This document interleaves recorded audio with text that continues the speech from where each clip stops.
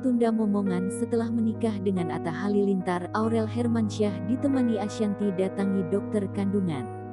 Namun alangkah kagetnya Ashanty saat dokter kandungan mendadak menyinggung soal kista dalam tubuh Aurel Hermansyah. Awalnya sang dokter menyebut keseluruhan kondisi kesehatan Aurel sangat baik. Namun dengan adanya kista tersebut, maka dokter perlu melakukan pemeriksaan lebih lanjut.